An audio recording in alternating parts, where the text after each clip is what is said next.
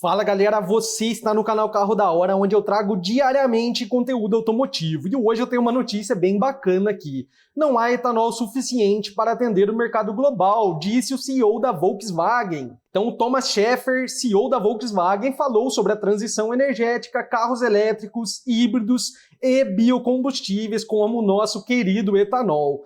E sempre que eu vou falar de etanol, eu sempre tenho que também dizer que esse é o meu combustível favorito, né? Para mim ele é um combustível muito sustentável e muito eficiente. É uma pena que hoje a gente não tenha um motor somente para o uso no etanol, porque um motor só etanol poderia ali ter uma taxa de compressão perfeita para o etanol, usar só etanol, ser mais eficiente do que um motor flex e ainda ser um carro sustentável, né? Então essa matéria aqui é muito bacana porque fala um pouco ali da história da Volkswagen e quais são os planos da empresa nesse novo mercado de carros elétricos. Então a Volkswagen, né, ela foi referência no Brasil por décadas, né? Teve o Fusca, um carro muito resistente. Realmente hoje a gente não tem mais carros tão resistentes, né? A Kombi, o Gol também, que fez muito sucesso por décadas no Brasil. E olha que da hora, 20 anos atrás a Volkswagen apresentava o primeiro carro flex do mercado, que foi o Gol 1.6 Total Flex.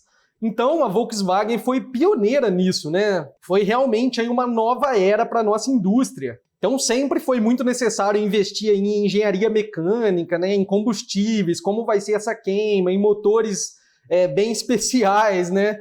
E quanto mais foi aprofundando ali as normas de emissão, quanto mais rigorosas foram se tornando, mais ainda as empresas têm que investir na qualidade ali e eficiência desses motores, né? Os carros têm que poluir menos, gastar menos combustível, catalisadores tecnológicos e coisas desse tipo. Até por isso que eu tenho uma ideia que o carro elétrico ele vai se tornar um custo-benefício melhor, né? Porque daqui 2, 3 anos as normas de emissão vão piorar ainda mais, né? Então o carro vai ter que ser 1.0, turbo e híbrido. Já pensou? São muitas tecnologias para desenvolver ali um consumo que não é tão interessante assim.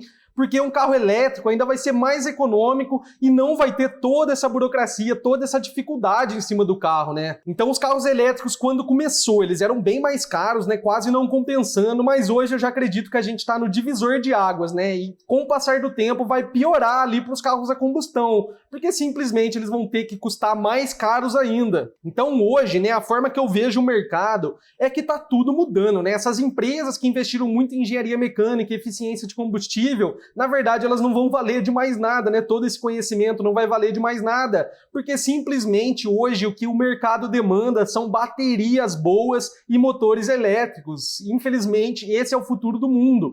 Porque daqui a alguns anos, na Europa, vai ser proibido o carro a combustão. Não é nem que tem que atender normas de emissão. É que não vai mais existir. Simples assim. E assim, eu também tenho uma opinião sobre isso, né? Eu acredito que é tudo, na verdade, uma grande hipocrisia, porque no Brasil, um carro a etanol, existem vários estudos da Fiat e da Toyota dizendo que um carro a etanol no Brasil polui menos do que um carro elétrico na Europa. E na China, então, é pior ainda, porque lá 40% da matriz energética vem do carvão, para vocês verem, né? É uma grande hipocrisia, mas ao mesmo tempo é um rumo que o mundo vai tomar e a gente não tem o que fazer. Então hoje uma empresa como a BYD, que surgiu como uma empresa de bateria, está na frente do mercado, porque ela tem toda a expertise da bateria, consegue oferecer uma bateria eficiente a um preço justo, então eles estão à frente nesse mercado de carros elétricos, pelo menos essa é a minha opinião. Então se essa transição realmente acontecer, eu acho que a BYD ou a Tesla tendem, né, as duas a ficarem ali no topo das empresas de carros, né, das montadoras automotivas maiores do mundo. Sendo que hoje a gente ainda tem Volkswagen, Toyota, são empresas gigantescas, né, com toda a certeza do mundo, eles são maiores do que a BYD. Mas com essa transição, né, com o BYD, por exemplo, chegando no Brasil, custando menos do que um Volkswagen a combustão, isso tende a mudar, né, porque os carros elétricos, eles estão vindo com um custo-benefício excelente agora. A gente pode ver aí pelo BYD Dolphin, né, que ele é um carro que veio com um excelente preço, R$150 mil. E eu fiz um vídeo também falando quase sobre esse mesmo assunto, onde eu mostrei o Sego, outro carro da BYD, que vai chegar no Brasil aí, basicamente por uns 80 mil, 90 80 mil reais. Então ele se enquadra ali entre os carros mais baratos do Brasil e vai ser um modelo elétrico super econômico. Então para vocês verem, né, com certeza a gente já está no divisor de águas entre os carros a combustão e os carros elétricos. Então no final do vídeo eu vou deixar no card aí, se você quiser assistir o vídeo lá e ver como que eu cheguei nesse número, né? Como que eu cheguei no número de 80 mil reais para o BYD Sego. E no final desse vídeo vai aparecer o outro vídeo aí para vocês clicarem, beleza? Então olha aqui o que o CEO falou, né? Na China, na Europa e nos Estados Unidos, a descarbonização será por meio dos veículos elétricos. Este será o futuro de todos nós. Eventualmente faremos investimentos em outras tecnologias, como os híbridos, né? Mas galera, sabe o que é mais rápido que toda essa transição energética? É você deixar um like e se inscrever no canal. Vai demorar 2 segundos no máximo e você vai me ajudar imensamente, beleza, galera? Tamo junto. Imagina um carro híbrido plug-in no Brasil, seria excelente, né? Usando etanol, com certeza. Já pensou? Seria o carro mais econômico no mundo inteiro, né? Por conta da matriz energética dos outros países. Querendo ou não, a gente tem que se orgulhar um pouco aí do Brasil ter uma matriz energética até que limpa. Então aqui no Brasil, os planos são bem diferentes, né? A empresa alega uma transição mais lenta e apoiada em biocombustíveis, sobretudo o etanol. No entanto, quando questionado sobre o uso mais amplo dos biocombustíveis, a exemplo do etanol como alternativa aos veículos elétricos, o CEO global deixou claro que isso não é possível. Não é possível ter escala suficiente de biocombustíveis, qualquer um, capaz de atender a demanda global. Então, assim, o que ele quer dizer é que não tem como oferecer esse carro em produção em massa para o mundo inteiro, né? Mas em países como o Brasil, pode ser que seja uma mão na roda ali para a Volkswagen. A Toyota também vai investir nisso e a Fiat também já está investindo nisso. Eu já fiz um vídeo sobre isso também, né? A Fiat também já está ali com plataforma para um carro híbrido e elétrico aqui no Brasil, já que a BYD veio realmente para abalar o mercado brasileiro, né? Simplesmente a BYD mudou tudo por aqui. Então ele ponderou que no Brasil e na América do Sul o etanol pode servir de ponto até que esses mercados estejam prontos para uma adoção mais efetiva de veículos elétricos. Mas é o seguinte, né? Eu não concordo com esse argumento, simplesmente porque a gente já está tendo carros elétricos baratos. A BYD já vai trazer carros com um bom custo-benefício. Por exemplo, esse BYD Sego, ele tem a mesma plataforma do Dolphin, ele pode vir aqui abaixo dos 100 mil reais, né? Eu chuto 80 mil. Pela proporção de preço que o Dolphin chegou, né, também estavam especulando ali 170 mil para o Dolphin, mas ele chegou a 150.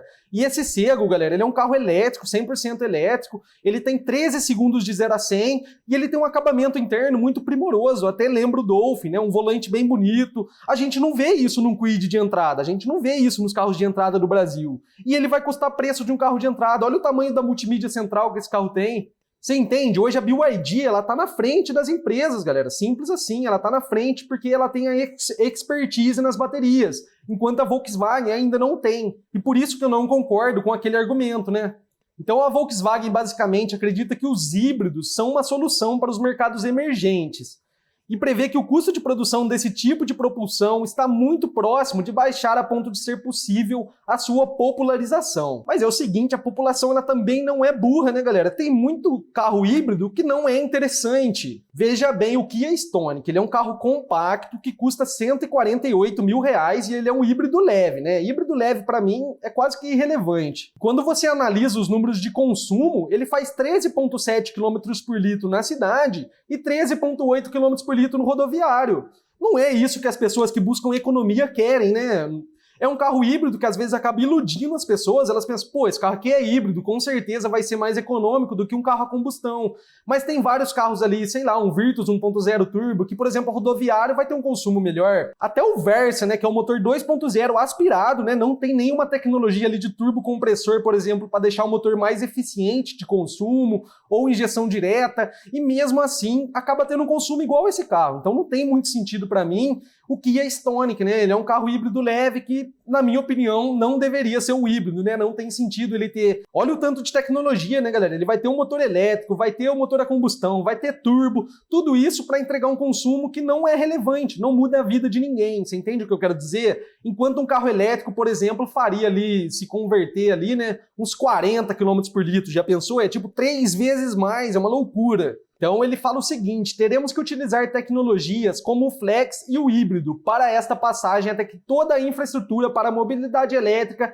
esteja evoluída, né? Então a montadora alemã seguirá com a estratégia de oferecer modelos flex e mais adiante híbridos. Ainda não ficou claro se híbrido HEV ou híbrido leve, né? Então esse HEV seria um motor realmente que você tem que carregar. E o híbrido leve é igual ao Kia Stonic, né? Não apresenta ali um consumo relevante. Então é muita tecnologia, né, que vai encarecer esse carro a combustão. Esse híbrido leve, eles vão ter que usar o motor 1.0 turbo da Volks, vão ter que usar um motor elétrico, né? Ao mesmo tempo não vão entregar um consumo de um BYD. Você entende o que eu quero dizer?